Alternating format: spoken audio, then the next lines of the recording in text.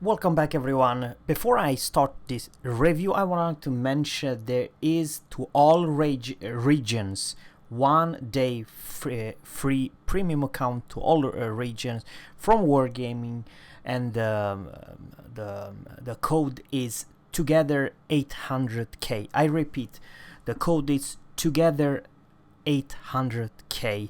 There's also a link below, and also on my YouTube channel there is a picture with this code there. Everyone can receive this one for all regions.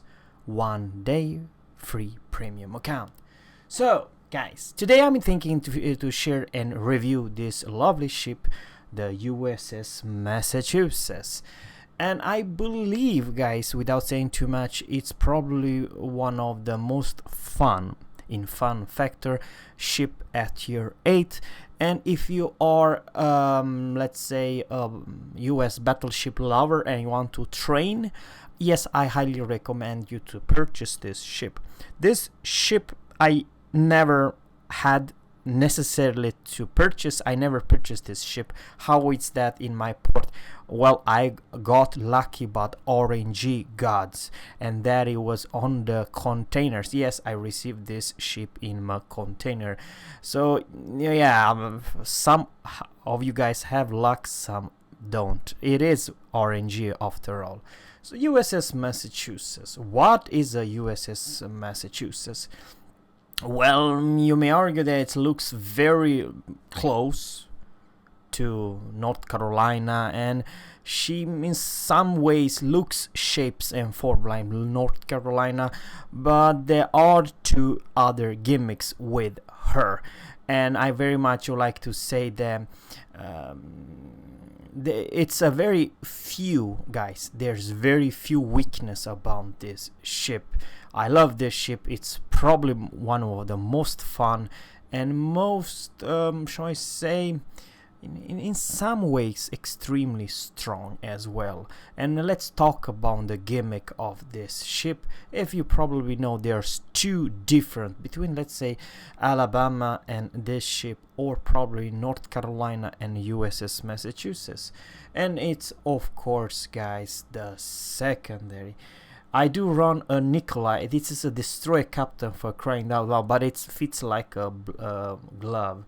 And how is that? Well, let's talk about the main armory. It's 460 millimeters, and your secondary range, it's whopping 11.3 kilometers away. You do have HE armor penetration 21 millimeters, so you do very good damage to, let's say, most of the tier 7 cruisers and below, and of course you have some luck to hit your enemy battleship and superstructure, and there's a 5 chance to put your enemy on fire with the secondary. But 11.3 kilometers, guys, I felt that she's extremely strong versus anything light, like a destroyer or whatever light armor cruiser, or on the other hand, if your secondary does not work up, definitely the guns. The guns are not a joke. I very much like to say that this is not Bismarck's guns. They are much more accurate. Sure, they can troll you, but they deal much more damage, and they have this improved USAP penetration, which basically means, guys, that at this range, let's say if you are within 12 or 11.2 kilometers of your enemy, your secondary and your guns can easily deal with. If you would say, let's say, North Carolina or Alabama, I would like to say your secondary won't work. And by the way, guys, thanks, because you are building everything with the secondary, the second gimmicks about this ship versus North Carolina, it's actually, believe me or not, the AA. On paper, maybe the North Carolina has better AA, but because you improve BFT, and I will talk about the captains very soon, and just look at this amount of AA gun. It's absolutely ridiculous. It's like you have a 1.5 gearing on your each side, for crying out loud, which is absolutely fantastic. And the shapes wise, yes, you are wide but not that big, and the concealment, guys, are like talk about 13 flat. It's not too shabby, not too bad. I mean, sure, you're not gonna win any prizes, but guys, I feel that 13 kilometers, it's pretty damn good if you can imagine that at 11.3 your secondary started chew up. Something also else, you're not a fast demon. I'm talking about her maneuverability and speed. 27.5 knots. I felt she's alright. I mean, don't get me wrong, it's not a Bismarck Tirpitz or Gneiss now with close to 32 kilometers knots, sorry. But 27.5, it's pretty damn good. But you have something, it's also pretty damn good. It's also the turning radius 710, and the rudder shift, it's kind of a mediocre at 15.7. But guys, the truth is, if you put a flag and stuff like that, you can definitely keep up with other battleships. You're definitely not the slowest, but not the faster either. I very much like to say you can go from A to B reasonable fast. What makes her kind of a strong, guys, it's that you can dish up pretty damn good damage if you are angle, and that's the biggest difference between let's say a Bismarck and this ship. It's the main armor. And something else, it's they are kind of a slow. The AP are only 700 meters per second, so you have to give a lead. And also the range, I'm talking about the range, it's a very mediocre at 18.3. However, you can go for the spotting aircraft, which give you enough with let's say range. But guys, even if you use this one, I felt that you kind of have hard to lead and shoot your enemy if the enemy it's not a reversing battleship or a big ship like Yamato or Republic or something huge and damn big. You have hard to land your shot thanks to your slow AP shells. So you're not a sniper. I repeat, I like this ship because this is not a Slava, this is not a sniping Conqueror at 24 kilometers away. The dispersion can definitely troll you from long rangers. So your Sigma and stuff like that are not the best. Once again, the guns can definitely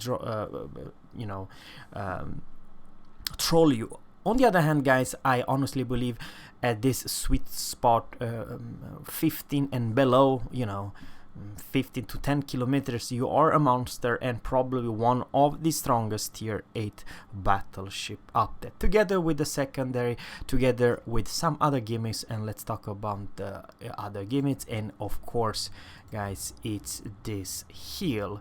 You have some kind of a repair party, which is your cooldown, it's faster than, let's say, Amagi or a Bismarck or Tirpitz and stuff like that. And also the HP per second are 397, so you have a improved heal. That is kind of important, guys, that your reload time it's only 40 seconds and your action time for the consumables are 28. So if you pay attention, guys, there is whopping 28 seconds. When you press this consumable, you cannot be put on fire for whopping 28 seconds. And then even if you are on fire, there's a very short cooldown for the next heal, which is absolutely fantastic. And that's the reason number one, together with your secondary, that you want to come closer. I believe, guys, without saying too much, this ship it's absolutely broken and overpowered when you're facing a lower tier than you, let's say tier 7 and tier 6. Man, seriously, those guns, how the hell any cruiser can angle, but they have to dodge very well left and right, and they can do it from long range. On the other hand, if they are, let's say, within 15 kilometers or lower, let's say, God forbid, 10 kilometers, that cruiser cannot dodge. That cruiser will eat AP pen like there's no one business, and probably you are very strong cruiser deleter. If someone going under the 10 kilometers, most likely they will lose, even that enemy it's a battleship or whatever it is. And kind of important. And the third one, the AA of this monster, it's not a joke. Let's talk about her AA. It's 91, only 5.8. It's a disappointment, but what it's strong, it's extremely strong mid-range over there. That's the main firepower. 15 by 4, 40 millimeters, and I'm talking about the mid-range. And also damage, shell explosion, it's 1771, and continuous damage, it's 400. This number, it's not a bad joke, guys. If you are a tier 6 carrier, I repeat, if you are a tier 6 carrier, do not strike USS Massachusetts. The continuous damage, it's absolutely hilarious, a lot, and also flak burst and stuff like that. Overall, I would like to say that she's one of the strongest tier 8 battleship up there, and especially versus tier 6 ships. Sure, you can be striked by a tier 8 and especially tier 10. Tier 10, they literally shit on your AA. Sorry to say that, guys. They have too much HP pool, and especially the Roosevelt. It does not give a damn about your AA. It is the truth, guys. And also the German carrier.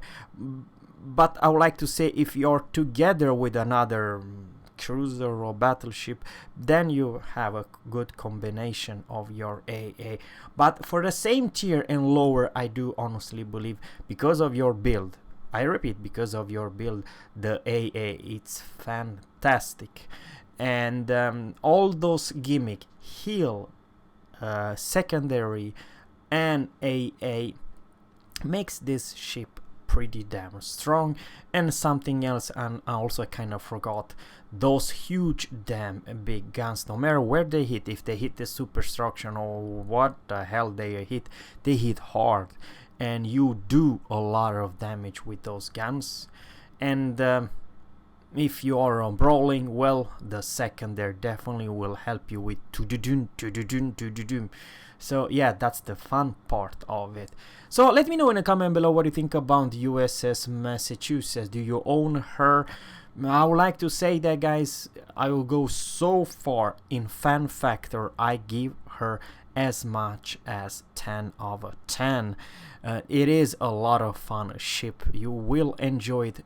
Sure, you may argue if the matchmaking or cursing you when you're facing a lot of Yamatos and stuff like that, you will struggle, guys. And of course, the same story with some tier 9s overpower ships like Musashi and Jean Bart with all the very high damage per minute. But guys, it is, after all, I'm not comparing this ship versus any other tier 9 or tier 10. I only compare her with other tier 8s. And I believe, guys, without saying too much, she's by far one of the strongest tier 8 battleship the entire game. And I very highly recommend her if you like to play your battleship, or if you just would like to purchase one single premium ship only. I would definitely pick her. Yes, I would say so much. I like this ship a lot. I mean, she has the limitation, but also capacity. I mean, what can I say? You cannot go broadside versus this behemoth and you think you're gonna survive. You won't survive.